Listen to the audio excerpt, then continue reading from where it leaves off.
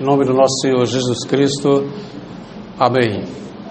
A graça e a paz dos santos de Deus, em nome do nosso Senhor Jesus Cristo para todos vocês, uma boa noite, que a paz de Cristo esteja abundantemente rica em nossos corações. É um privilégio, para cada um de nós estarmos no culto solene, Acredito que o verdadeiro cristão, ele tem o anseio de estar no culto ao Senhor. Sentimos assim a falta de alguns irmãos por enfermidades, Minha esposa, ela quebrou o pé, santos, aqui depois do culto, e está bastante inchada a perna dela, e ela está sem condições de estar aqui com os santos, juntamente com meu filho também, que está doente. Ele é muito, qualquer coisa ele fica doente, Então peço aqui aos irmãos que orem por eles dois também. E hoje, santos, eu quero compartilhar com vocês aqui uma pregação expositiva que se encontra aqui no Evangelho de segundo Mateus, que é no capítulo 28. A gente vai fazer aqui uma exposição, espero que o horário dê. Eu prometo aos irmãos que não vou gastar menos de 1 hora, tá bom? De Mateus.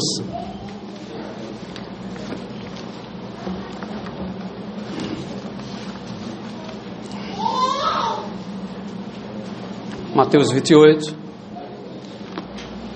É um texto rico e abundantemente exortativo e catequético para a igreja contemporânea, irmãos. E vocês se lembram que o hino que vocês acabaram de cantar agora, aquele que ama a Deus, ele faz o quê? Guarda os mandamentos do Senhor. Gravem isso, viu?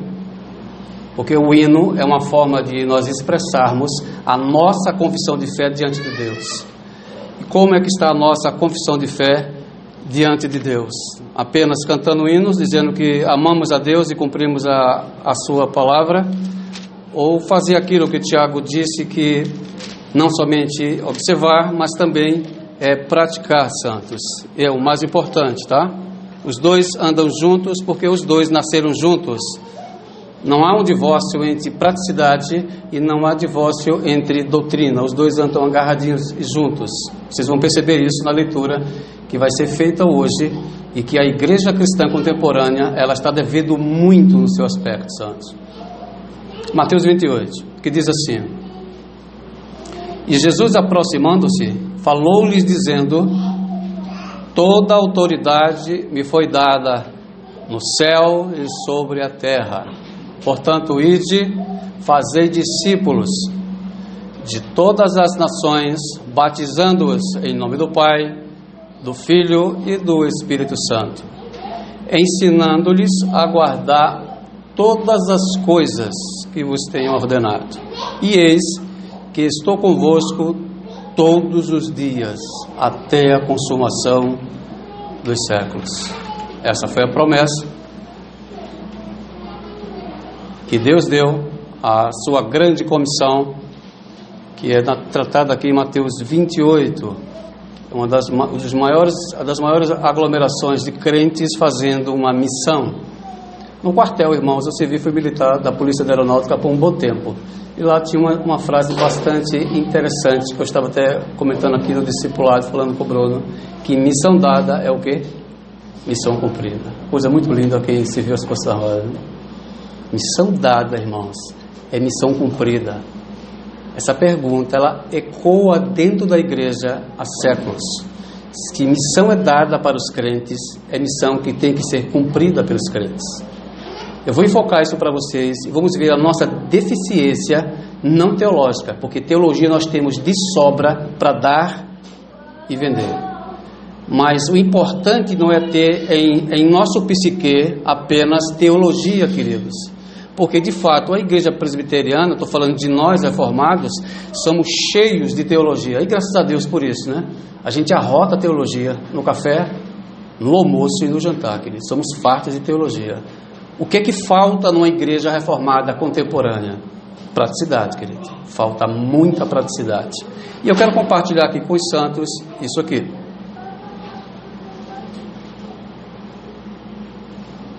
Que o tema da pregação vai ser: sem pregação não há conversão, queridos. E vou provar a você dentro das Escrituras, se não houver isso aqui dentro da igreja, pode ter certeza, se não houver pregação no meio da igreja, a igreja vai se acabar. Não há mais igreja, queridos. Ela vai se extinguir com os tempos futuros, porque se não houver pregação, Deus não tem outro mecanismo para converter pessoas, santos. Se tem, eu acho que eu faltei essa aula. Mas aqui eu aprendi, biblicamente, tanto histórica como teológica, tem que haver pregação. E eu bato muito forte nessa tecla na igreja. Eu pratico isso abundantemente dentro da igreja, isso aqui, santos. E é necessário que nós possamos compreender que sem pregação não há conversão. E a tese principal da pregação será essa aqui, santos. Opa, ela não apareceu aqui, mas é a seguinte: evangelização e discipulado no centro da igreja. Essa é a tese. Evangelização, eu não coloquei aqui, tá? Evangelização e discipulado no centro da igreja. Tem que haver isso aí, santos, para que a igreja cresça. A igreja do primeiro século fez isso muito bem feito, muito bem feito, e que falta em nós, muito de nós hoje. E comentários que eu vou fazer aqui introdutórios seria feito na base no livro de Mateus. Santos, Mateus é um dos 4 evangelhos que ele faz parte dentro do cânon cristão. Tem Mateus e tem mais 3 evangelhos. O evangelho de Marcos, Lucas e João. Você poderia até fazer uma simples pergunta e dizer: para que gastar tanto tempo e trabalho retórico e trabalho escriturístico se são todos iguais? Eles não são todos iguais, santos. Mateus, Marcos e Lucas é chamados de evangelhos sinóticos. A palavra grega para sinótico significa que eles são semelhantes, ou seja, são repetidos nas suas substâncias dos acontecimentos que estavam acontecendo. São semelhantes, não são iguais, são semelhantes. O foco de Mateus ali era mostrar Cristo como rei. João já diz assim: eu quero mostrar Jesus como Cristo Deus. É totalmente diferente. Então cada um escreve dentro de uma perspectiva para mostrar. E Mateus aqui quer mostrar aos judaizantes que Jesus Cristo, aquele que vocês mataram, ele é o nosso rei. Mateus vai mostrar isso. E o fecho de Mateus 28, ele engloba que desde o princípio até o final do ministério da encarnação de Cristo, ele é rei, santo, sempre foi rei. Não tinha como fugir deste fato. Então esse evangelho está acontecendo desdobramentos decretivos da vida do nosso Senhor Jesus Cristo.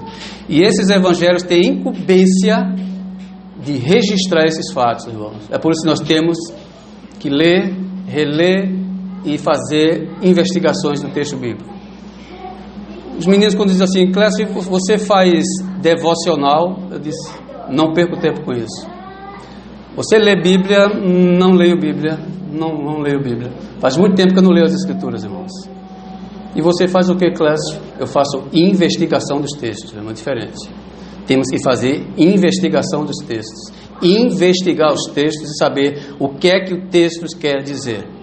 Não adianta eu pegar a Bíblia dentro de um ano, 365 dias, e ler as Escrituras e dizer assim: eu leio a Bíblia dentro de um ano, e não saber responder nada que as Escrituras oferecem. Então é melhor você perder ou ganhar tempo, não fazer essa cronologia boba de tentar ler a Bíblia dentro de um ano, não saber de nada. Em vez de você ler, você agora vai aplicar investigação das Escrituras. Jesus nunca chamou ninguém para ler a Escritura. Ele disse: investigai as Escrituras, porque nela retendes vida eterna, querido. É o que falta para a igreja hoje contemporânea: investigar os textos. Aqui na escola bíblica eu trouxe um tema bastante interessante, que foi o batismo com o Espírito Santo, e eu fiz uma pergunta bastante interessante no início, né? Você sabe o que é o batismo com o Espírito Santo? E eu tenho que saber responder isso, queridos. Pedro disse que nós temos que ter na ponta da língua a resposta para dar aos nossos adversários, e temos que ter. Isso é cristianismo, isso é cristão, isso é ser cristão. Então Mateus tem aqui um desdobramento, querido, de 28 capítulos e uma faixa de 1071 versículos. que ali conta a narrativa de ministério, início, centro e final da vida de nosso Senhor Jesus Cristo. Ali está, não completo, mas o enredo ali que compõe o Evangelho de Mateus é mostrar o lado da realeza do nosso Senhor Jesus Cristo. E nesse enredo principal que eu coloquei aqui do Evangelho, ele quer mostrar que a sua autoridade, ela não é micro, ela é macro existencial. Não se resume apenas aos judaizantes, mas ele quer mostrar que além de judaizantes, é gentílicos do mundo todo. A autoridade dele repousa no cosmo completo, irmãos. A autoridade de Cristo. E tem muitas pessoas que pensam que a visão de Cristo é pequena, mas ela é gigantesca na sua existência. Então, nesse caso, o enredo fala sobre isso. E os 4 elementos decretivos e imperativos, que são ir, ensinar, fazer discípulos e batizar, está dentro desse contexto. É onde a igreja ela dá aquele deslize, né, que não faz. Aí vocês vão ter que fazer para se dizer que somos cristãos. Não é nem questão de ser reformados. Isso aí foi criado depois da Reforma Protestante do século XVI, por Martinho Lutero, por Beza, por Calvino, por vários homens, os titãs da Reforma. Eles colocaram uma palavra que está latinizada dizendo sola Escritura. E é verdade, é somente pelas Escrituras. E essas Escrituras, ela tem que prevalecer até o final, queridos. Tem que prevalecer. Eu estou com 51 anos de idade, mas desde 2010 que eu pelejo com isso, a igreja, sabe? Bato forte com isso. Peguei muitos inimigos na igreja por causa disso, ganhei muitos amigos por causa disso. Mas tem que falar essas coisas para a igreja, santos. Então, neste domingo desse culto solene, precisamos urgentemente nos perguntar, irmãos, qual é a missão da igreja? Não é a missão da igreja presbiteriana, conservadora. É a missão da igreja de Cristo. Qual seria ela? Não só a missão aqui, mas ela de uma forma geral. Qual é a nossa missão? Quando nós saímos aqui das portas da congregação, o que é que eu tenho que ter em mente, dizendo em termos de Mateus capítulo 28? E se eu perguntasse a cada um de vocês qual é a missão da igreja, em particular depois do culto, o que vocês iriam me dizer, santos? A missão da igreja, Clécio, é isso, isso, isso e isso. E eu tenho feito isso, santos. Será que quando eu olhasse para o espelho de Cristo, eu ia estar bem penteado, em obediência, ou estaria todo o cabelo alvoroçado, dizia assim, eu não pratico essas coisas? Por isso que o hino que vocês cantaram, e nós cantamos, aquele que ama o Senhor, ele cumpre os seus mandamentos. Isso é super importante. Quando eu cantar, eu não seja um hipócrita, porque eu apenas estou labiando aqui em cima ou aí embaixo. Mas eu tenho que labiar e tenho que praticar a teologia cristã, queridos. Como uma igreja, santos, uma reflexão para vocês. Deixa eu ver se eu coloquei.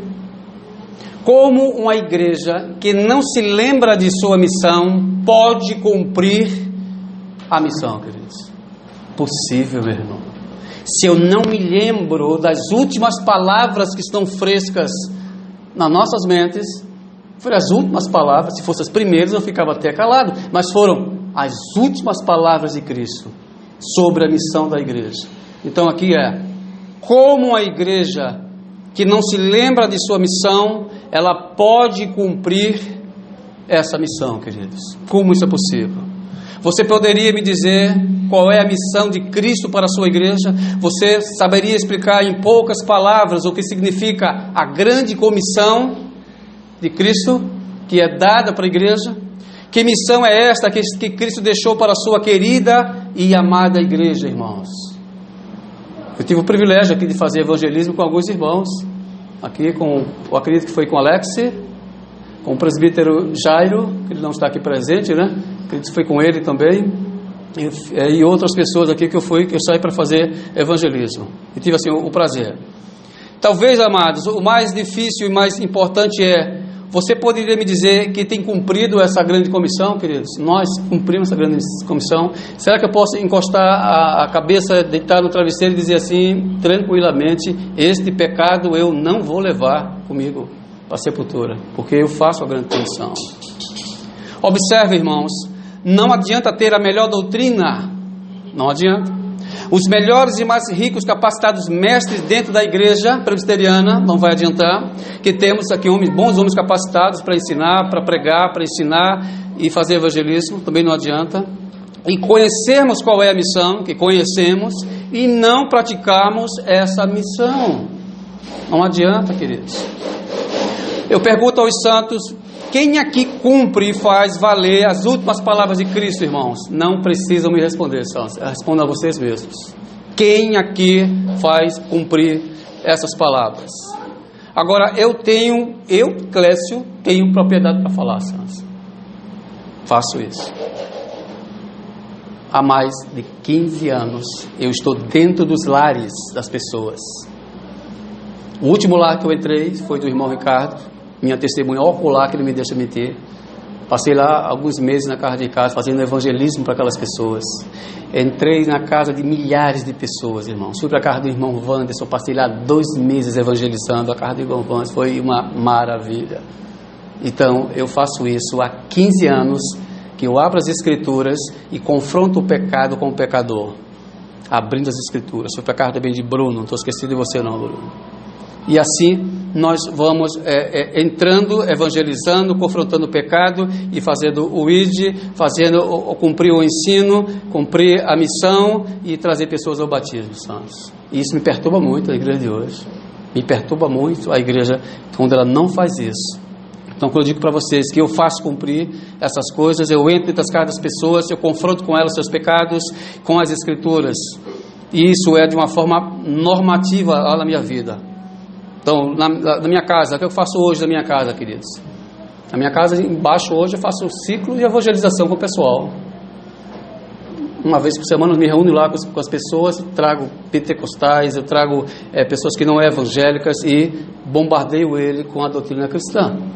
De 7 às 9, estamos evangelizando as pessoas. Aí você faz isso, por que eu faço isso? Porque eu amo fazer isso, primeira coisa. Por que eu faço isso? Porque eu entendo que isso é caráter da igreja cristã. E eu faço isso até hoje, santos.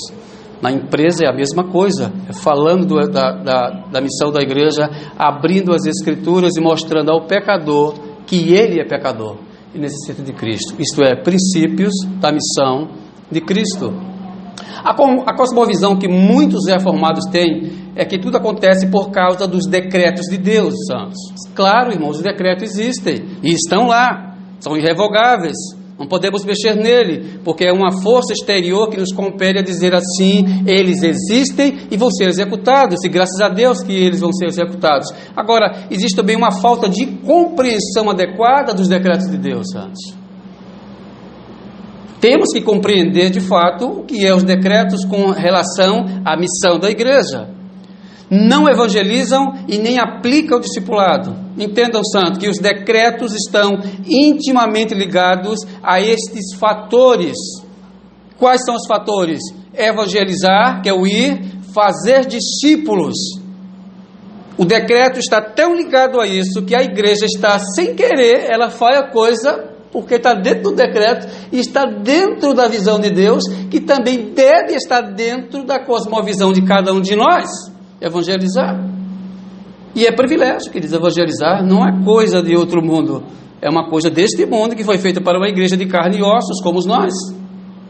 Quanto esses fatores estão ajustados, o próximo passo é a consequência de uma igreja viva e cheia de eleitos de Deus. Por que, irmãos, eu pergunto a vocês, que as igrejas reformadas são poucas pessoas? Raquíticas. Por que, irmãos? Como, queridos? A igreja pode estar cheia de eleitos se eu não planto? Para colher, tem que plantar, queridos. A evangelização é o plantio que nós fazemos para pescar, sabe quem? Os bodes? Não, queridos, as ovelhas. As ovelhas só veem se isso acontecer, santos. Aí depois eu estou reclamando da minha igreja. Mas por que aqui é tão poucos eleitos? É porque eu não evangelizo. Porque aqui são poucas pessoas da minha congregação. Sabe por quê, queridos? Porque eu e vocês não evangelizam, queridos. É por isso que aqui é poucas pessoas. Aqui enche quando tem mais visitantes. Tem mais visitantes, a igreja fica um pouquinho mais obesa, porque há visitantes. Mas membros têm que terem membros, e está cheio de eleitos espalhados aí fora, e eu tenho que trazer esses santos irmãos para dentro da comunhão dos santos. Então, o batismo, ele entra e consuma a obra de Cristo na vida dessa igreja, quando nós cumprimos esses mandamentos. E algumas perguntas emergentes precisam serem feitas e respondidas, irmãos. Quais são elas? Por que as igrejas reformadas não crescem numericamente? Por que as igrejas reformadas não evangelizam? Hoje nós vamos descobrir este fator. Por que isso não acontece, queridos, no nosso meio? Por que não acontece? Eu fui fazer parte de uma reunião do Conselho das Igrejas Reformadas com os pastores das igrejas reformadas do Brasil. E uma semana antes, o missionário foi em uma das congregações que eu estava e disse: nossa, aqui com tantos irmãos aqui nessa igreja, o que é que está acontecendo? Houve um plantio e houve uma colheita.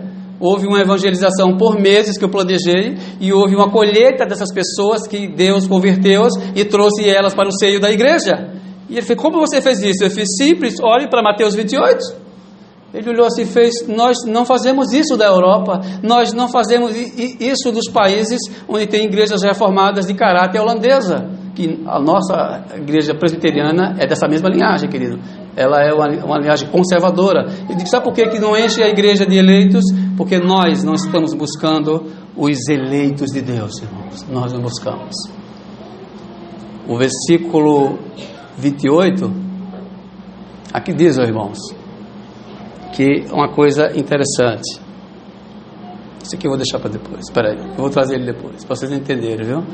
Mas eu vou trazer aqui logo ele para vocês.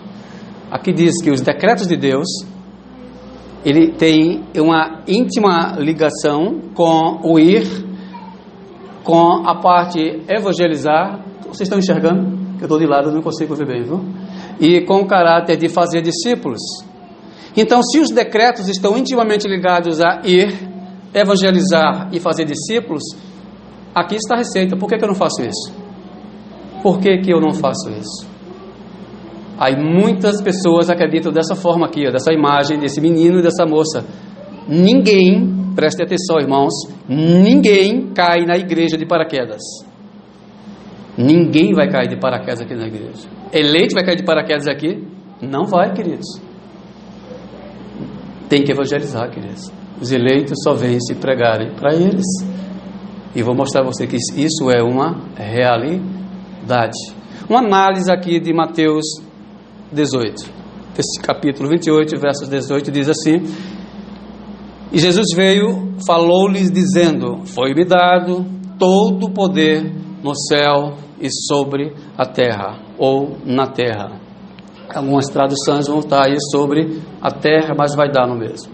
A igreja de Cristo, irmãos, ela repousa sobre a grande autoridade de Cristo. Cada evangelho escrito tem um papel e a sua importância, amados. Cada uma importância. O evangelho de Marcos mostra ali Jesus já como um sofredor. Aquele homem que veio cumprir Isaías 53.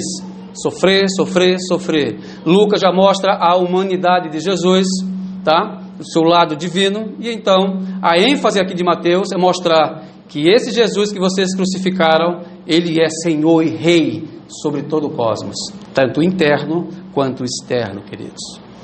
Nós não temos dimensão do o que tem lá fora, queridos. É uma coisa infinitamente feito Deus. O mundo é infinito, o cosmos. Deus é infinito. Ele governa soberanamente este mundo infinito. Esse evangelho mais judaico de todos eles termina com uma declaração mais universal da soberania de Cristo. O evangelho que começa mostrando Jesus como rei de Israel, termina mostrando como o rei de todo o cosmos.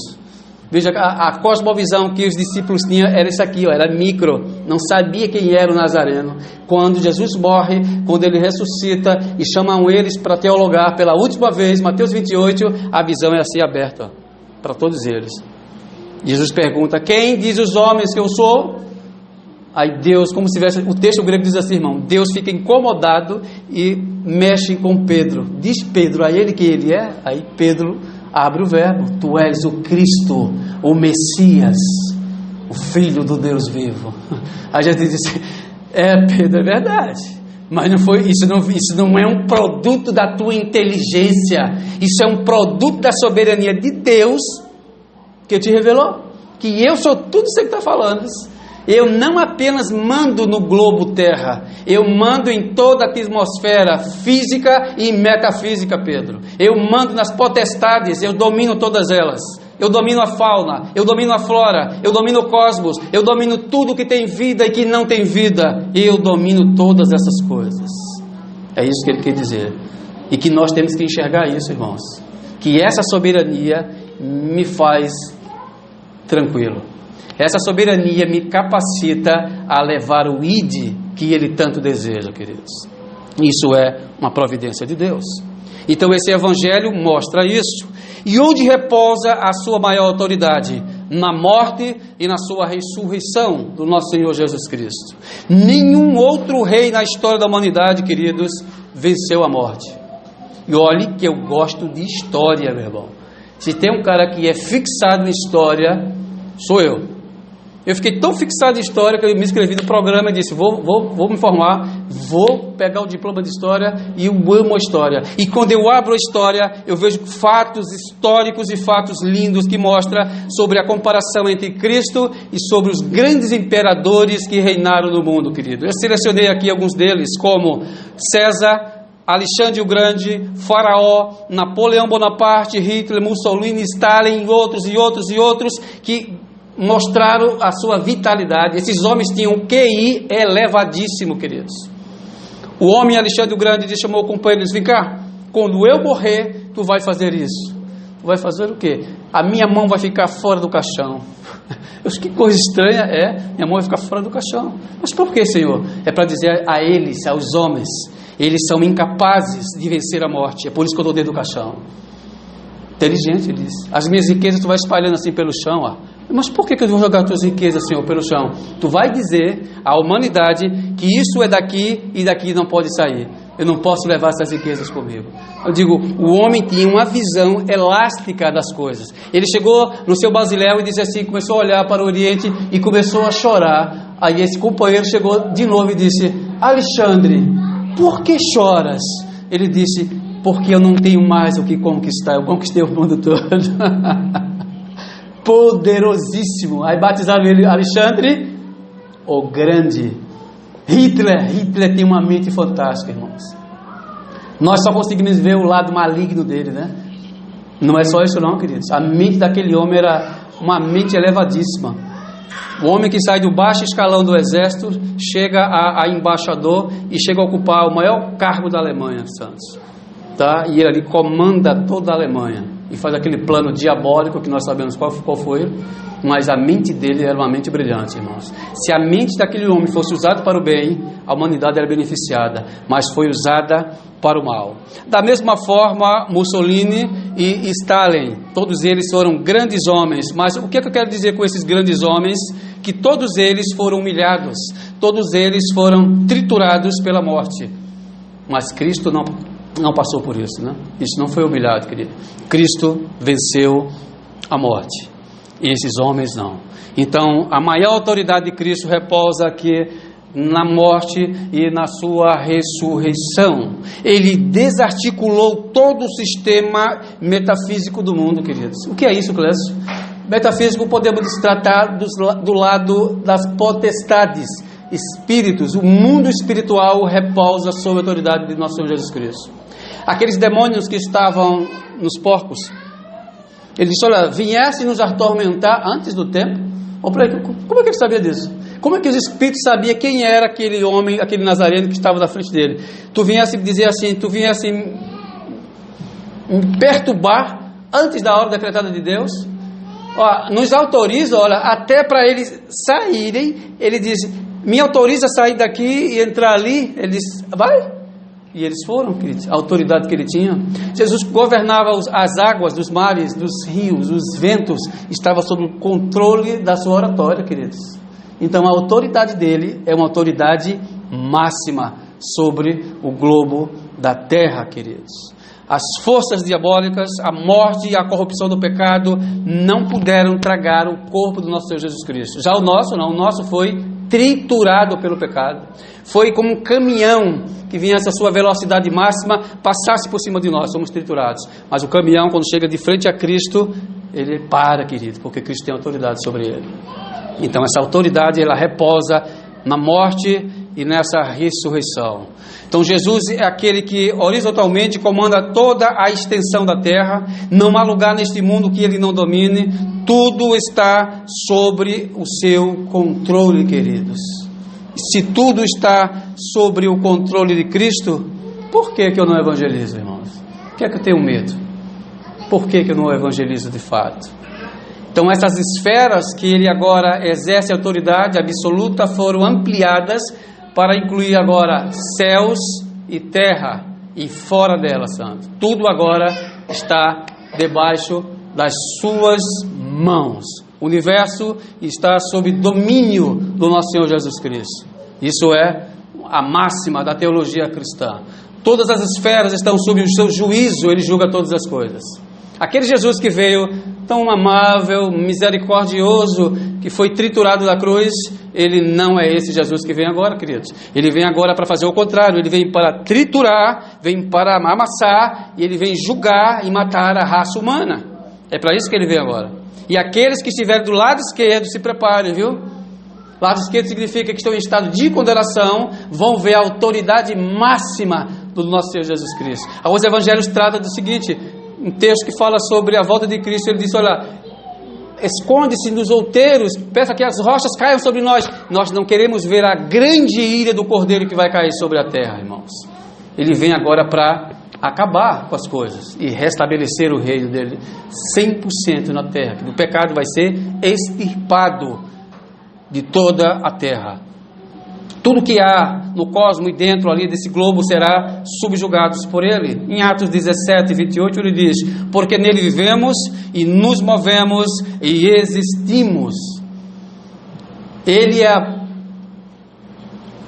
a bateria da igreja e do mundo, queridos. Tira a bateria que o objeto para, querido. Tira Cristo do mundo e esse mundo cai por terra. Tira Cristo do centro da igreja, igreja deixa de ser igreja, querido. Ela só é igreja porque ela tem um centro, e esse centro chama-se Cristo. Tudo que existe na vida sobre a terra é um produto, queridos, da magnitude criativa e criadora do nosso Senhor Jesus Cristo. Deixa eu ver se eu botei. Não botei não. Então, quando a igreja sabe dessas verdades, que Jesus tem essa autoridade máxima, desse poder gigantesco que ele possui, a missão da igreja está garantida, irmãos.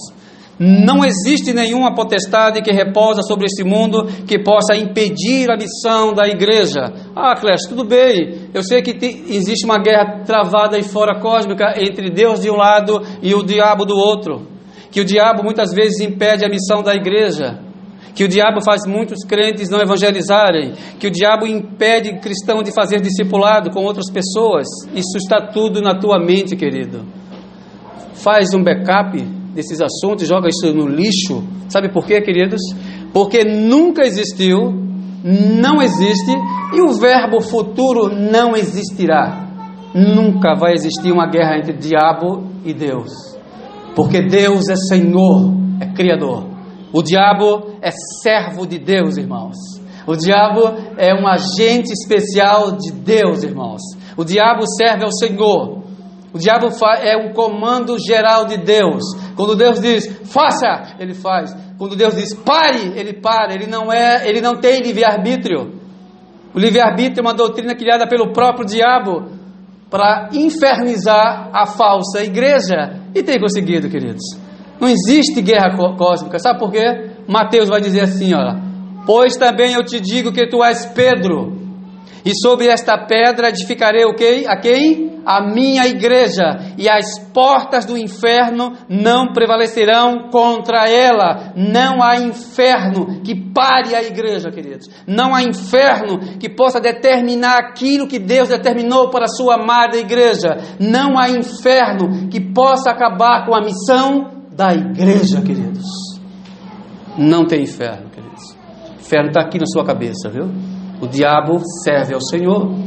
Deus disse a Satanás pergunta, vamos teologar? Vamos teologar. Por que é que o teu servo Jó, ele faz essas coisas? Ele só é obediente porque tu cobrisses eles de riqueza. Aperta ele e tu vai ver o que ele faz. Então faz o seguinte, vá lá, acabe com tudo dele, Satanás. Destrua as riquezas dele. Humilhe ele. Humilhe a sua esposa. Acabe com tudo dele. Só não toque na alma dele, porque ela é minha. Vá, faça. O texto diz em hebraico, ele desce e acaba com tudo de Jó.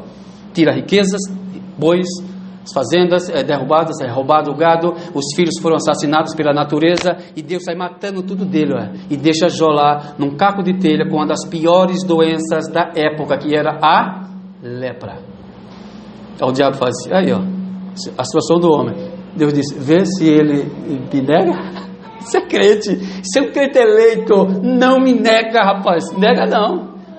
Mas o diabo só fez isso porque foi Deus que determinou. Os decretos entram. Foi Deus que decretou, irmãos. Mas acontece o seguinte, que o inferno não tem autoridade sobre a igreja. O povo de Deus não tem que temer as trevas, mas é o contrário, irmãos. As trevas é que tem que temer e tremer quando vê a igreja. Mas as coisas mudaram. Isso é um fato dentro do povo de Deus. E agora, por que eu não cumpro a missão de Deus? Por que eu não cumpro? Se tudo isso está ao meu favor, irmãos. Vocês já ouviram a oração de Mateus capítulo 8? A oração de Paulo. Quem tentará qualquer acusação contra os eleitos de Deus? É Deus quem os justifica. Quem os separará do amor de Cristo? É a espada, é a perseguição, é a nudez, a morte. Ele sai citando as piores coisas que pode fazer a missão parar. Ele disse, nada poderá nos separar do amor de Deus que está em Cristo Jesus. Isso aí eu me alegro, só escutar isso. Nada pode parar a igreja, irmão. Nada para a igreja. Marxismo que está se levantando para a igreja, para não. O governo que está aí pronto para derrubar a igreja, para a igreja, irmãos, para não. É mais fácil eles se acabarem do que a igreja. Esquerdistas que estão querendo derrubar as escrituras nas escolas, em todos os cantos, nos cultos, nas praças, todos os cantos, vai conseguir? Não pode parar a igreja, irmãos. Pode ver a cabeça desse, não para. A igreja não para. Sabe por que ela não para? Ela é um organismo vivo, irmãos. Ela se multiplica grandemente na sociedade. E vocês têm um papel vital nessa missão. E por causa da autoridade do Senhor, os fatores, irmãos, sociais, políticos e econômicos, governamentais, teológicos e principados não têm nenhum poder sobre a igreja, queridos. Nenhum poder sobre a igreja. E nós somos tão raquíticos que não acreditamos nessas coisas. Falamos, pregamos e cremos, mas não temos isso como regra de fé. Não acreditamos, irmãos, que essas coisas podem ser dessa forma. A atmosfera que a igreja foi colocada, ela é blindada pela soberania de Deus e foi potencializada pelo Espírito Santo, queridos. Ela é revestida, meus irmãos. Ninguém consegue entrar nela, não. Enquanto vocês não compreenderem isso, que a igreja é revestida, que ninguém pode tocar nela e que a missão da igreja é garantida, aí nós vamos sair para evangelizar. Que eu vou falar um pouco lá na frente do que é evangelização para vocês. Então, se nós não pensarmos desta forma, vamos ficar apenas crentes raquíticos dentro de uma liturgia fechada, achando que isso aqui é dessa forma, queridos. É muito mais do que isso a igreja, santos. Isso aqui que nós fazemos hoje, o culto, é uma pequena parte da nossa missão, queridos. É muito mais do que isso daqui. Isso aqui é uma parte essencial, mas ela é muito mais do que isso aqui. E chamamos essa potencialidade na teologia, santo, de revestimento autoritário do Espírito Santo que ele faz sobre a igreja. Ô Clécio, como isso é na prática? Veja o que ele faz. Mas recebereis o poder quando vier sobre vós o Espírito Santo.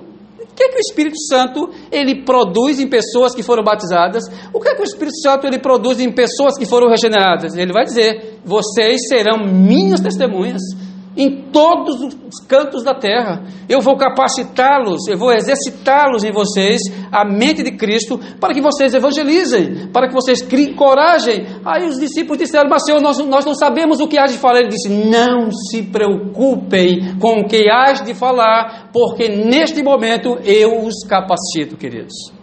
Se vocês estudarem a teologia profundamente, querido, examinar as Escrituras, o Espírito Santo faz vocês se lembrarem das palavras na hora para evangelizar.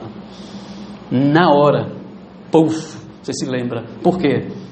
Ele diz: eu farei vocês se lembrar daquilo que vocês têm aprendido. Se vocês não estudam, não tem como o Espírito Santo fazer lembrar. Tem? Por isso vocês têm que estudar. 1 Pedro vai dizer assim, santos: antes de tudo, crescei na graça e no conhecimento de nosso Senhor e Salvador Jesus Cristo. Crescei no psique, na doutrina. A fé, irmãos, ela é alimentada. A fé, ela cresce abundantemente quando vocês examinam as Escrituras. Quanto menos lê a Escritura, quanto menos investigação, mais raquíticos, apáticos vocês ficam. Quanto mais teologia da mente, quanto mais doutrina da mente, mais a fé ela é ampliada e vocês ficam respirando a mente de Cristo. Vivos e ativos diante de Deus, irmãos. Fora isso, a Bíblia não apoia nenhuma cosmovisão que sem teologia e conhecimento essa igreja ela consiga cumprir a sua missão. Então é por causa, irmãos, dessa autoridade do Espírito Santo deu para nós que nós conseguimos cumprir a nossa missão. O que acontece quando nós cumprimos com as ordens dadas por Cristo na grande comissão, irmãos? O que acontece? Estamos proclamando com as nossas vidas que não confiamos totalmente nele, não acreditamos totalmente que ele tem autoridade que ele diz que tem. Quando eu não quero fazer evangelismo, quando eu não quero ir levar a sã doutrina, eu estou dizendo para Cristo: eu não creio que tu tens esse poder, eu não creio que tu estás revestido com essa autoridade, eu não creio que o Senhor é todo poderoso como o Senhor disse que é. Na prática é isso que nós fazemos com ele. Porque se ele diz que tem todo o poder e é uma ordem é no português, no grego, no hebraico, imperativo. Na minha época que eu estudei colegial, imperativo é uma ordem, queridos, que não pode ser questionada. O meu comandante no quarto dizia: Clécio, é assim, assim, assim. Eu não posso dizer para ele: não é dessa forma, porque a ordem de um coronel é imperativa, mesmo se estiver errada. E nós não obedecemos a Cristo, irmãos. Nós não cumprimos a grande comissão de fazermos discípulos. E estamos ainda dizendo: somos cristãos. Como que nós somos cristãos? Se não conseguimos obediência, não conseguimos nos relutar, não conseguimos depositar, não conseguimos estar dentro das ordens do cabeça da igreja, que é Cristo, irmãos. Isso me preocupa com a igreja, deixa muito preocupado. Muito preocupado com a saúde da igreja, com Mateus 28, queridos.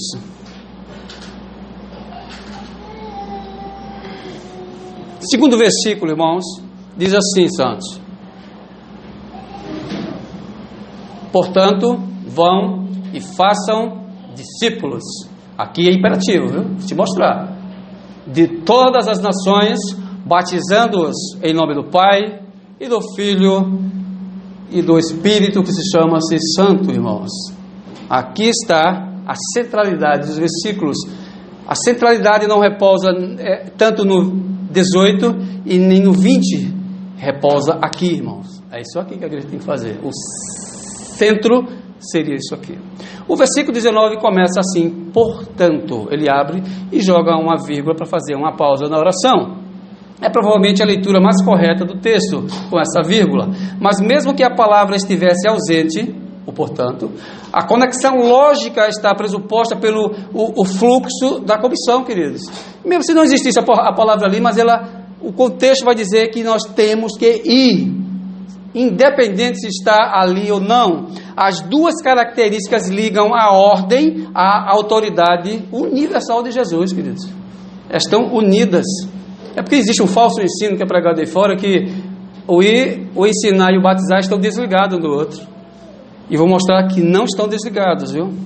Como agora ele tem essa autoridade, então ele diz: portanto, seus discípulos têm de ir e fazer discípulos. Então isso quer dizer o portanto, né? Já que ele tem essa autoridade, então, portanto, agora eu tenho que fazer discípulos e pregar. A palavra no grego, tanto como ir, como batizar e como ensinar é um particípio, irmãos. E eu vi um professor de grego dizendo que, literalmente, ir, batizar e ensinar eram imperativos. Não é o imperativo na íntegra, irmãos. Ele é um particípio. O particípio é uma das formas nominais do verbo que é utilizada para expressar o quê? Uma ideia de uma ação já concluída. Isso é um particípio. Uma ação concluída, ela se torna um particípio. Então, essas três palavras, ir, batizar e ensinar, é nessas características, irmãos. Não é imperativo, elas são particípios. Elas vão lá na frente, tem uma conversão com elas, que ela vai entrar na parte de imperativa, santos. Agora, só o verbo aqui, fazer discípulos, e aqui, portanto, vão e façam discípulos, é imperativo. É uma ordem dada, façam discípulos. Mas como é que eu posso fazer discípulos se eu não evangelizo, irmãos? Aí agora eu vou começar a entender porque que o ir, e o batizar e o ensinar, eles vão ser convertidos, transformados em imperativos. Porque a ordem final, secundária, é fazer discípulos. E para que se faça discípulos, esses três, ir, batizar e o ensino, tem que estar ativos dentro da programação. Então não é apenas fazer discípulos. Não, queridos, preste atenção nessa linguagem aqui do Novo Testamento. Quando um particípio funciona como particípio circunstancial, dependente do imperativo, normalmente ele ganha uma força de imperativo, queridos. Você pegar um livro grego, você vai ver isso rapidinho, que a parte do particípio, ele ganha força de imperativo. Então agora, a palavra ir, batizar e ensinar está ligada e acoplada a esta frasezinha aqui, façam discípulos. Ele não está dizendo assim para vocês, se vocês quiserem fazer discípulos, podem fazer. Se vocês tiverem necessidade de fazer discípulos, podem fazer. Ele não está dizendo isso não, queridos. Ele está dizendo, façam discípulos. Tenham discípulos. Criem discípulos. Possuam, o verbo possuir é ter, discípulos na vida de vocês. Tem que ter. Vocês têm que ter alguém para discipular para sempre, irmão. Tem que fazer isso, irmãos.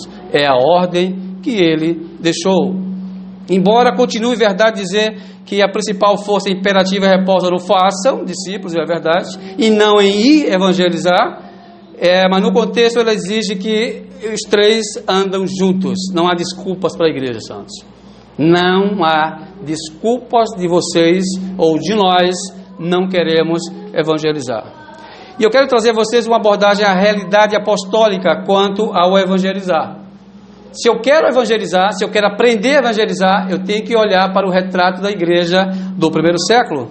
Aqueles que estão evangelizando aqui na igreja, parabéns. Os irmãos que fazem evangelismo na igreja, parabéns. Eu sei que é um pequeno grupo, tem um grupo aqui dos irmãos que eu vejo anunciando aqui que fazem evangelismo. Mas não é só esses irmãos que foram chamados não, viu? Todos nós somos chamados para fazer o evangelismo. E aqueles que não estão evangelizando, eu digo para vocês, peçam a Deus perdão pelos seus pecados, irmãos. Peçam a Deus perdão, que vocês estão em pecados, porque vocês não fazem isso. Se eu não evangelizo, eu estou desobedecendo a Cristo e, logicamente, eu estou em pecados, porque eu não cumpro a ordem dele, santos. Da mesma força que vocês têm de vir para um culto, dizer assim, hoje eu vou para o culto, eu estarei lá de todos os jeitos, de todas as formas, bota na cabeça de vocês, eu também tenho que evangelizar. Então, o imperativo, tanto no grego como no português, trata-se de ordens que têm que ser executadas. A observação, deixa eu ver se eu coloquei para vocês, o modo de evangelização. A maior parte dos cristãos do Brasil, independente se é pentecostais, se é católicos romanos, se é reformados, criaram uma metodologia de evangelização que eu vou mostrar aqui para vocês que não é bem o retrato da igreja do primeiro século. Não tem nada a ver com o primeiro século, irmão. Este método contemporâneo é um método assim, eu digo para vocês porque eu já fiz, eu digo que ele não é eficaz. Você perde tempo, perde dinheiro tempo e pessoas que você está perdendo tempo. O método é inoperante na prática, irmãos. Fala assim, inoperante na prática. Porque a igreja continua assim. As igrejas reformadas continuam assim. Porque não está sendo aplicado de uma forma assim coerente, irmãos. Precisa aplicar ele de uma forma brutal e coerente. Aplicar ele de uma forma que traga e faça confronto com as pessoas. Aí você vai ver o resultado. No dia que fizer confronto, você vai ter o resultado, tá? É assim, um resultado eficaz. Ou seja, que faz parte desse módulo que foram criados aí, é o módulo que não está trazendo consistência de uma forma eficaz. Deixa eu ver se eu separei ele aqui. Certo, aqui. As escrituras com literaturas, que a maior parte das igrejas faz. Aqui você vê de domingo, aí nas ruas, eu vejo muitas pessoas entregando literatura. E eu paro e fico assim observando. Ela entrega uma pessoa, a pessoa olha, bota no bolso. Ela diz, Deus te ama. E vai entregando essa literatura. Tem pessoas que pegam ali mais de 30, 40 literaturas, uma só pessoa, e fica feito um carteiro entregando literatura. As pessoas pegam, olha, amassa e joga fora. Outros pegam, lê e não entende nada. Outros pegam, olha e diz que vai ler, promete ler, e bota no bolso e vai embora. Essa forma, eu vou dizer aos santos, não é eficaz, irmãos. Não é eficaz. Ela não traz alguns aspectos que eu vou mostrar aqui para você, queridos. E o que é evangelizar, irmãos? Evangelizar, queridos, é uma coisa tão simples que Cristo criou, e esse método ele tem que ser feito, é confrontar os pecados dos pecadores mediante o uso contínuo das Escrituras. Se a Escritura não está envolvida na oratória, a literatura não fala, queridos. Ela não argumenta, ela não confronta, então ela não vai gerar nele arrependimento. Não vai gerar nele aquele texto de Atos 2:36, que quando Pedro estava pregando, o coração deles ficaram assim queimando. O texto diz, e compungiram-se dentro deles, e eles perguntaram, o que faremos? Porque houve um confronto direto do pecado com as Escrituras, irmãos. Aí isso acontece, porque houve um confronto. Quando não há confronto, o pecador está liberado, irmãos, porque não tem, isso não é evangelização. Porque apenas um papel está sendo entregue. Tudo bem que ali é a palavra de Deus escrita, mas a palavra por si só, ela não tem efeito, queridos. A evangelização é uma parte que a igreja ela participa no confronto com as pessoas. E por que eu digo isso assim para vocês, irmãos? Porque eu participava disso. 15 anos que eu faço isso, queridos. Há mais de 15 anos que eu faço isso. Enquanto eu estava na praça do Córrego da Batalha, para lá, e colocávamos ali um caixa de som feito esse, do mesmo jeito que está aqui, ó, com um púlpito, e eu ficava aqui, ó, pregando, ou outros ficavam pregando, e os outros ficavam entregando literatura. Meses e meses, irmãos, não acontecia nada. Eu digo, meu Deus do céu, não vem uma mísera alma aqui. Uma mísera alma não aparece, Senhor. Eu dizendo para mim mesmo, irmãos, vamos ver se mudamos essa estratégia. Eu sei que eles estão escutando quando eu estou falando, eu sei que eles estão vendo vocês entregando literatura, eu sei disso que eles estão vendo, mas eu tenho que mudar a tática de fazer isso. Então eu comecei a olhar para Atos capítulo 2 e reuni a igreja e fiz, irmãos, vamos mudar isso aqui? Eles, como assim, Clécio? Vamos mudar? Em vez de eu entregar literatura, eu voltar dentro dos lares, aterrorizando os lares, trazendo a doutrina do pecado, confrontando o pecado. Vocês querem ir comigo? Então eu separei grupos, irmãos, e começou a entrar nos lares. Foi aonde que mudou, irmãos. Aonde mudou todo o clima, que se eu estava direto com o pecador ali, ó, falando do evangelho para ele, eu falava do evangelho, ele não tinha base muitas das vezes, argumentava, eu abria a escritura e dava, irmão, toma. E assim a igreja foi o quê? Se desenvolvendo, irmão. Foi abrindo as portas, as pessoas aceitavam a fé reformada, a fé cristã, e foram ali crescendo e expandindo, porque eu substituí literatura por confronto com o pecador. Vou confrontar ele. Era muita confusão que tinha nas reuniões, era muita briga que tinha nas reuniões, mas o evangelho estava sendo exposto, e eles tinham que se render, santos, porque ali era o evangelho de Cristo, queridos. Então a literatura ela não tem poderes para confrontar ninguém, a literatura ela não consegue explicar o Evangelho, a literatura não tira dúvidas de ninguém, irmãos. A maior parte dessas literaturas de fato elas são abandonadas, elas são jogadas fora, aí perdemos tempo e perdemos dinheiro, irmãos. Perdemos tudo isso por causa das benditas literaturas. E isso não é uma forma assim que pode causar muito impacto e efeito. Vamos ver aqui uma forma correta que os apóstolos faziam no primeiro século e ver se isso bate com o que eu estou falando. Atos capítulo 5, irmãos, e versículo 42. Os apóstolos estavam engajados em ministrar evangelização, e vocês vejam o que ele disse em Atos 5 e 42. E todos os dias, no templo e nas casas, não cessavam de ensinar e de anunciar a Jesus Cristo. Por que a igreja do primeiro século cresceu abundantemente, irmãos? A igreja estava dentro dos lares de ímpios, de incrédulos, de pessoas que não conheciam o Evangelho. Eles estavam confrontando a psique daquelas pessoas, elas estavam confrontando o pecado daquelas pessoas. A Escritura era aberta, querido, não tinha como eles negarem. Quando a Escritura é aberta, e eu explicando, e eles ouvindo, tirando as suas dúvidas, aí o Espírito Santo ele pode agir, santos. Ele vai agir, santos, quando esse confronto é. Agora, por que a literatura não faz isso? Ela não tem poder para fazer isso, santos. É um conselho que eu dou à igreja: troquem o método. Agora, a igreja aqui tinha um método que eu amava, eu nunca participei, mas eu gostei. Os meninos aqui, Alex e a companhia limitada, me corrija se eu estiver enganado, se foi aqui, colocava mesas na rua, uma tenda, mas não era universal não, viu? Tinha uma tenda, tinha mesas, cadeira, os meninos ficavam evangelizando e trazia as pessoas para aquelas cadeiras e mesas para conversar, abrir a Escritura. Maravilhoso, maravilhoso. Estava confrontando o pecado das pessoas, maravilhoso. Eu disse: eu ainda vou, não sei por que vocês pararam. Não podia parar de fazer essas coisas. Façam o confronto direto. O que vai ter de gente para vocês conversarem e abrir as Escrituras não vai estar no gibi, meu irmão. Não vai estar no gibi, vai ser muitos.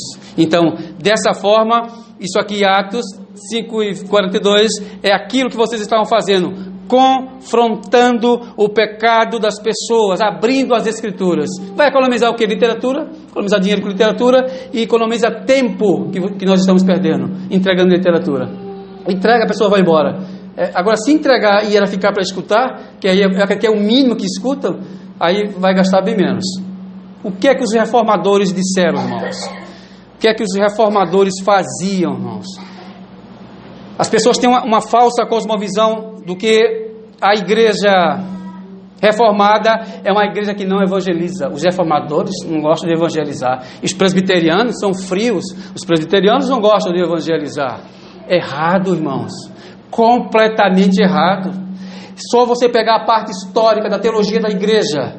Eu amo história, meu irmão, porque a história ela me mostra lá atrás os erros, os acertos, onde eu posso penetrar. E os historiadores me mostram que todos os reformadores eram evangelistas nato, homens ferventes, homens cheios do Espírito Santo, cheios de vibração na pregação, cheio de vida, não aquela coisa morta. O William Tyndale foi um homem que pregou na Inglaterra, queridos, onde a Inglaterra estava passando um período de caos de teologia. O William Tyndale começava a pregar nas praças, nas fazendas. Ele estava dentro de um lar, de um príncipe, governante do império, e ele pegou amizade com esse rapaz. Ele levou ele para dentro da casa dele, nas ceias e almoço. Este homem chamava as pessoas e levavam para a mesa para almoçar e para jantar e para aplicar evangelização neles, irmãos.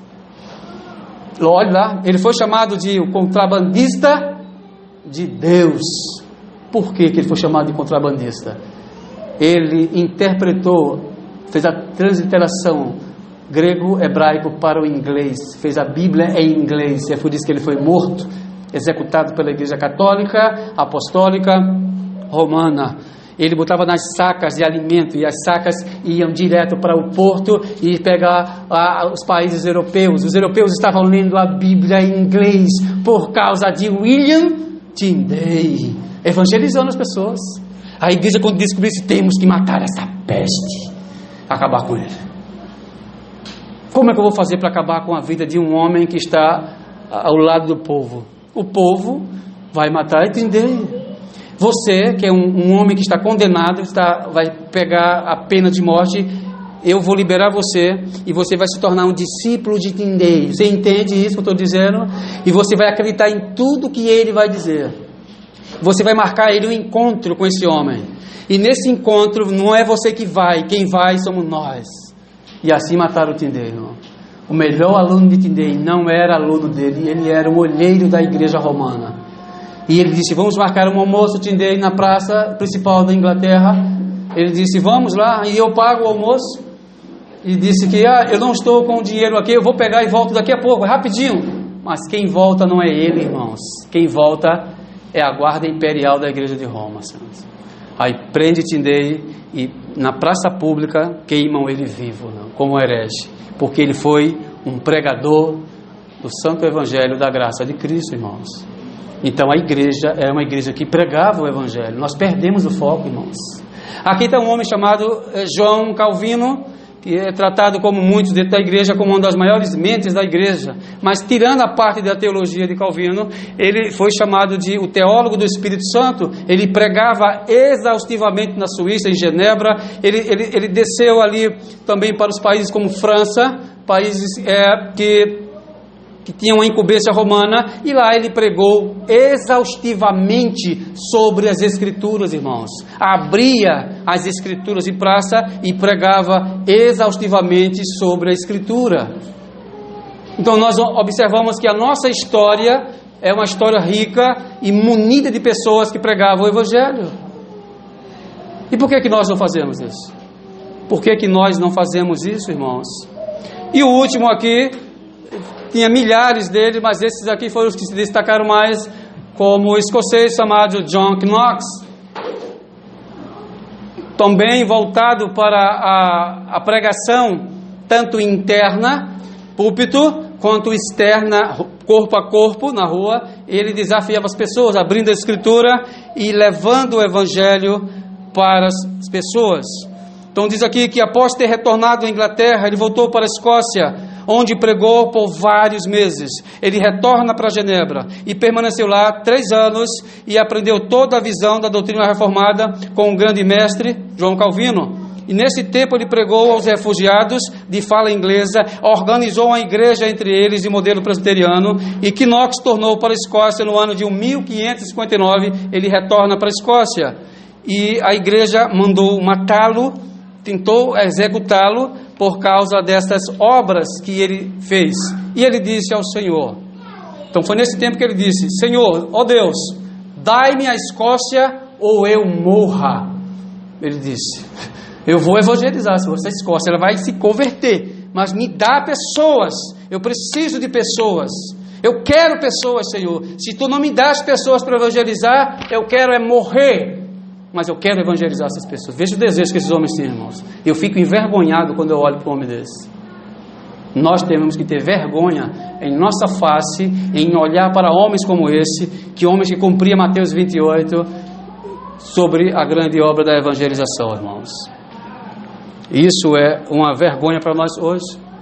Então eu faço assim uma pergunta para vocês, irmãos, alguma comparação a igreja de hoje com essas pessoas? Alguma comparação? Será que tem?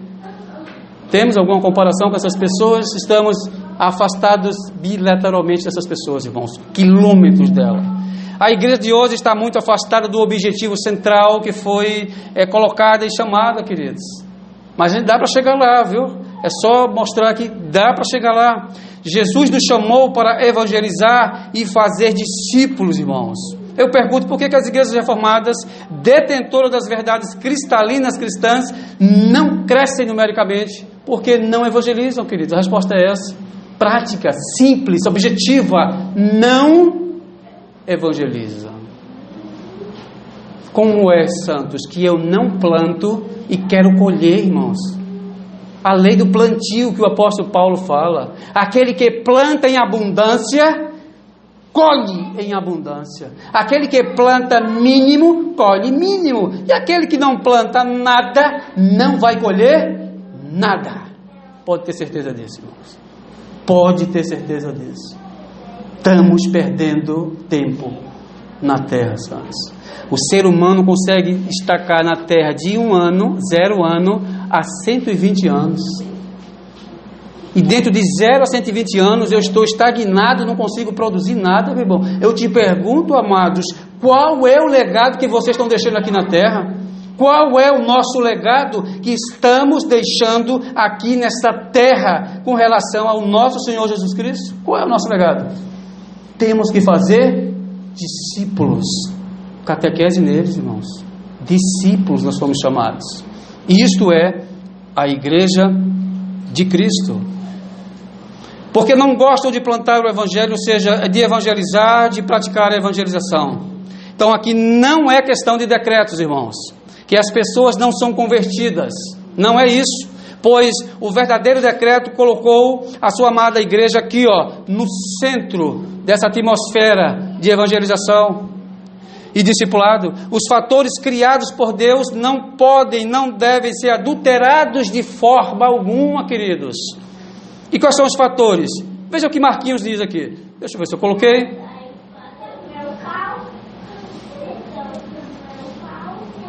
Não, isso é depois. Marcos 16. Veja como Marcos diz. 16. Quem crer e for batizado será salvo. Como é que o pecador vai crer se ninguém evangeliza? Como o pecador vai reconhecer a soberania de Deus se eu não mostro Cristo para eles? Como é que vai ter um batismo de uma pessoa dessa natureza se nós não cumprimos a grande comissão, amados? Como isso é possível? Mas quem não crê, o texto diz, já está, no grego, condenado. Já está condenado. Como é que os eleitos poderão crer? Como os eleitos poderão se batizar? Como, irmãos? A Bíblia Sagrada só cresce, a igreja só desenvolve se fizer isto que eu vou dizer para vocês aqui agora. Em Romanos capítulo 10, o apóstolo Paulo dá a receita para uma igreja que está em pecados, para uma igreja que não faz e que tem que fazer. Ele diz o seguinte, Romanos 10 e 14: como, pois, invocarão aquele em quem não creram? Como é que eles podem invocar, irmãos? Aí ele vai dizer, e como crerão? Como eles vão crer? Naquele de quem não ouviram falar. Tem que ouvir, tem que falar a sã doutrina. Então ele continua dizendo, como ouvirão se não há quem pregue, irmãos? Que tapa que o apóstolo Paulo dá nas pessoas que não fazem isso. Como ouvirão? Como pode haver conversões? Como pode haver o batismo? Como pode haver o ensino se não há quem pregue o evangelho, queridos? Tem que pregar, queridos. Tem que tirar o bumbum da cadeira e pregar o evangelho. Como eu disse a imagem anterior, ninguém cai na igreja de paraquedas, queridos. Tem que haver pregação para que o tema da pregação funcione. Tem que haver pregação para que haja conversões. Não é conversão, é plural, conversões. Porque isso é o resultado do impacto da igreja. E ele continua, e se não houver quem pregue, como pregarão se não forem enviados? Paulo está chicoteando a igreja. Então ele continua dizendo, como está escrito, como são belos os pés do que anunciam as boas novas. Como é que está o teu pé, meu irmão? Eu posso colocar os meus pés nessa qualidade? Maravilhosos, porque proclamamos o evangelho da graça de Cristo? Não estão sujos, porque vocês não pregam, porque as pessoas não estão pregando, as pessoas não estão levando o evangelho fiel para as pessoas. Entendam, irmãos, o decreto é que a evangelização está firmada para trazer os eleitos das trevas para a maravilhosa luz do evangelho da graça, irmãos. Não pense que Deus vai trazer essas pessoas de outro método não vai trazer não, queridos. Só traz se for dessa forma, queridos. Isso é a grande comissão que Cristo fez. De 2 em 2, vão buscar os eleitos, vão pregar o evangelho, para você ver o resultado, irmãos. Eu digo isso porque eu faço isso e eu vejo os efeitos das minhas mãos. Eu digo isso porque eu experimento isso na prática, irmãos. É uma alegria total. Confrontar o pecado, mostrar que a pessoa está enganada e dar a luz a ela. Quer ver um versículo que é tão mal interpretado nas Escrituras, irmãos? E conhecereis a verdade e ela vos libertará, queridos. Quando o pecador ele se encontra com a verdade que é Cristo e as Escrituras, ele é liberto das trevas para a maravilhosa luz de Cristo, irmãos. Isto é Evangelho da Graça. E esse Evangelho da Graça foi tentado pelos anjos, que diziam assim: queremos e anelamos para pregar esse Evangelho. Aí o texto vai dizer: são coisas que até os anjos gostariam de fazer, mas é uma tarefa de quem? Da eclesia de Deus, a igreja de Deus. Tarefa nossa, não pode ser dada para ninguém evangelizar, porque é uma tarefa da igreja. Somente uma pessoa racional, fiel e submissa a Cristo obedece às suas ordens. Não é outra, não, é essas aqui mesmo. Aos seus particípios, aos seus adjetivos, Jesus ordenou dizendo: vão. Ele não pediu, ele não orientou, ele não sugeriu que fossem para cumprir, se quisessem cumprir, mas tem que cumprir estas ordens, porque elas estão no imperativo, querido. Temos que cumprir, santos. Temos que cumprir. E qual é o clímax dessa evangelização, Clécio? Deus criou os meios necessários para atingir os meios, para atingir o fim necessário. E que o fim seria esse? Fazer discípulos, irmãos, é para sempre. O que é fazer discípulos, irmãos? O que é fazer discípulos? Você vai pegar uma pessoa, não importa quem ela seja, não interessa o grau de intelecto dela, não interessa o grau de fé dela, se ela é espírita, se ela é católica, se ela até é um protestante, como nós. Você vai pegar essa pessoa e vai discipulá-la, abrir a Escritura e criar um programa com ela, vai criar um pacto com essa pessoa, de evangelizar essa pessoa, abrir a Escritura e teologando com ela, mostrando Cristo para ela. Isso não tem que ser de uma forma cansativa e exaustiva, mas tem que ser de uma forma prazerosa. Fazer isso com ela. Aí quando você coloca isso, aí você está colocando ela como teu discípulo e você está cumprindo a grande comissão. Eu estou evangelizando essa pessoa, eu estou fazendo um discípulo. O discípulo é aquele que ouve, que escuta aquilo que o mestre diz, que são vocês. Vocês estão ensinando elas a praticar o evangelho, ensinando ela a conhecer a vida eterna, queridos. Na oração sacerdotal, Jesus disse que conheçam a ti, Senhor. E esse conhecer, ele é manifesto como vida eterna. Só tem vida eterna quando conhece os ensinamentos de Cristo, irmãos. Quem não conhece a Cristo não tem vida eterna, irmãos. Aqui diz assim os santos: evangelizar, ensinar e batizar está dentro dessa atmosfera. Não está separadas os globos. A falsa igreja diz que se pode fazer isso, mas eu digo a vocês que isso não pode. A parte B do versículo diz, irmãos: batizando-os em nome do Pai, do Filho e do Espírito Santo. Com isso aqui eu vou encerrar, viu? Batizando-os em nome do Pai. Isso tem me deixado estressado a mente com relação a isso. Pessoas que receberam um batismo debaixo de um falso ensino. Eu já falei para algumas pessoas. A pessoa chegou e fez assim: mas eu já fui batizada, Clécio. Eu disse: o apóstolo Paulo diz: uma só fé, uma só esperança e um só batismo. Não existe negócio de rebatismo, irmãos. Mas, Clécio, se não existe o rebatismo, por que vocês querem batizar-me de novo? Eu digo: simples, porque você nunca foi batizado. Na prática, não.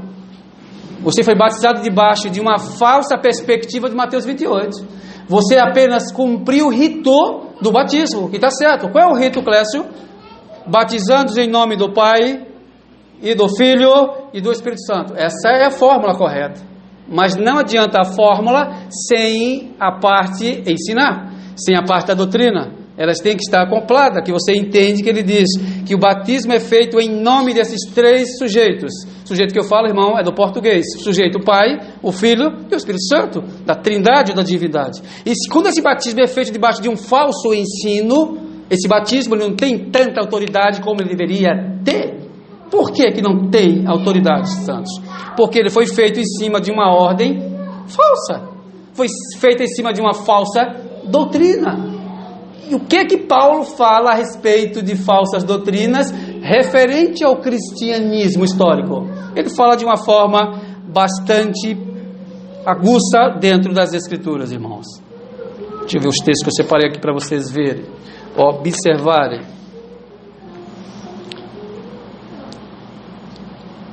Aqui estão os três, separados e colocados nessa mesma perspectiva. Então ele vai mostrar que dentro dessa concretização desse batismo, que chamamos de a tríade ela não pode estar separada. Evangelizar, ensinar, que é a catequese, e o batismo estão todos ligados. Então por que esse batismo aí não pode, não deve e nem tem preceito de aceitarmos um ritual sacro fora desse padrão, queridos? Não pode. Em envolvimento com ensinos antibíblicos. Por que não pode o ensino antibíblico penetrar dentro disso aqui? Porque se ele conseguir penetrar dentro dessa tríade, ele mancha, ele mescla todo o sistema que Cristo fez. Então por isso que a igreja ela tem que preservar essa unidade de evangelizar, de ensinar e chegar ao clímax do ensino que é o discípulo e trazer eles ao batismo. Mas quando é que isso acontece, irmão? Por que isso não pode estar mesclado com falso ensino, santos? Vocês têm que entender. Quando analisamos uma visão rasa e superficial, como é hoje na maioria das igrejas evangélicas e de algumas até as igrejas reformadas, infelizmente, não podemos aceitar que um oficial que se submete a uma falsa doutrina pode exercer o ministério cristão como se fosse um verdadeiro. É como se eu fosse um falso, quem tivesse aqui fosse falso, e fosse batizar pessoas. Um ministro falso é aquele que prega e propagandia ensinos falsos, que tem uma vida falsa. Então esse tipo de pessoa, a Escritura diz que devemos nos afastarmos dele, não devemos aceitar nada que vier dessa pessoa. Por quê, irmão Clécio? Porque ele é um falso. Não interessa se é alguma confissão de fé, tratado, declaração que aprove esse comportamento, irmãos. A Escritura, lembre-se, ela reprova. As Escrituras colocam os falsos profetas. O que é um falso profeta? Onde conseguimos identificar o que é um falso profeta dentro das Escrituras?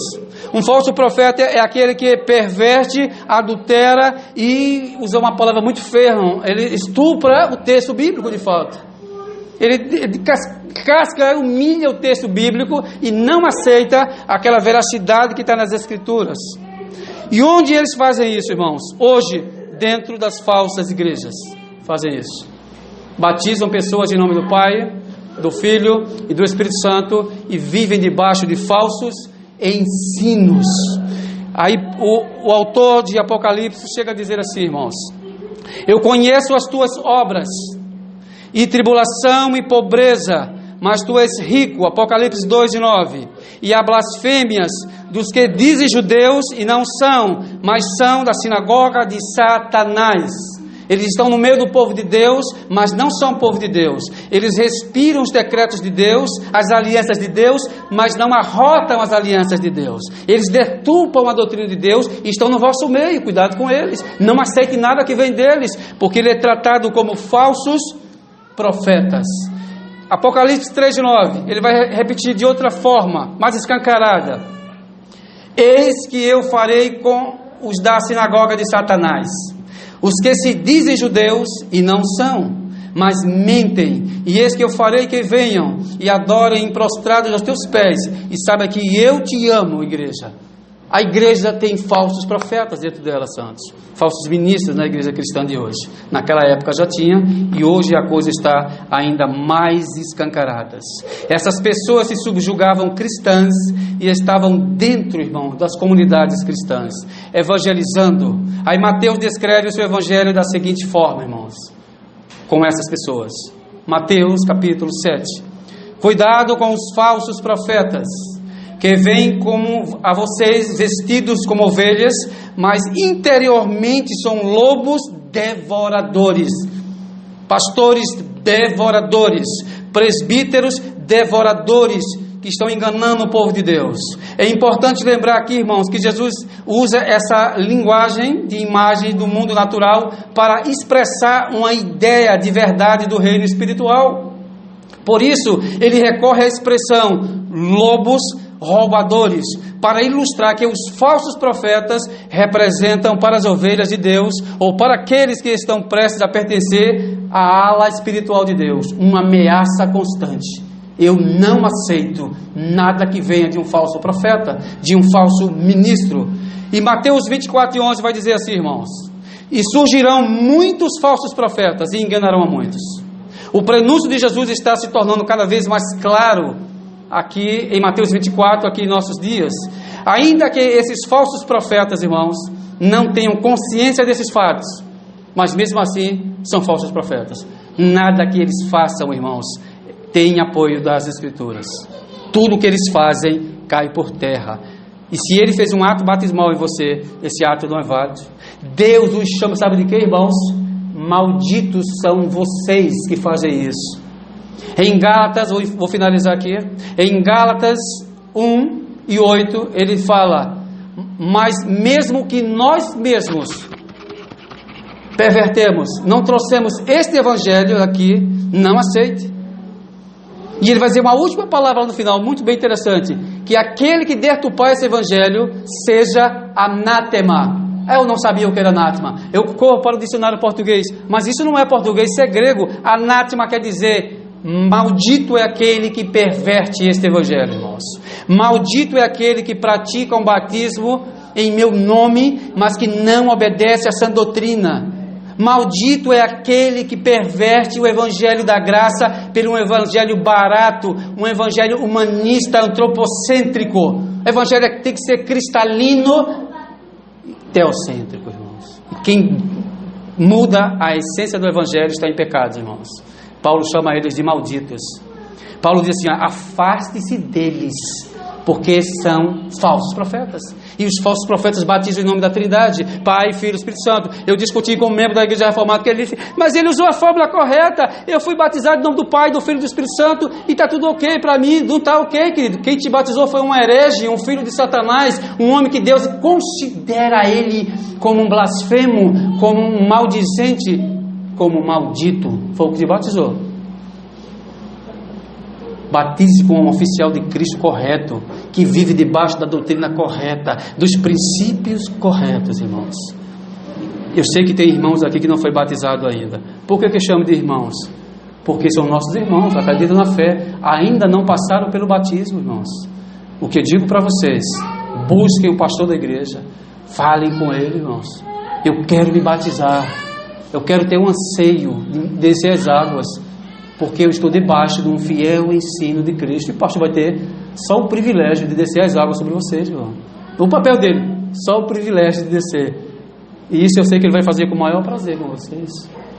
Para finalizar aqui, irmãos, a conclusão da pregação para vocês hoje, que esta mensagem ela tem que estar centralizada nisto aqui para vocês, irmãos. Pensem nisso: sem pregação não tem conversão, não há conversões. Eu tenho que evangelizar. O mundo está cheio de eleitos, irmãos. Eu fico com sede quando eu estou evangelizando, mas eu sou limitado, eu não posso trazer eles, eu tenho que esperar o Espírito Santo agir. Eu fico assim com uma ânsia de dizer assim, dá vontade de trazer, arrastar você para o reino de Deus, porque a pregação é o meio eficaz de trazer essas pessoas para o centro da igreja de Cristo. Deus abençoe vocês, irmãos. Pensem no que foi falado para vocês, que isto é a vontade de Deus. Amém, queridos?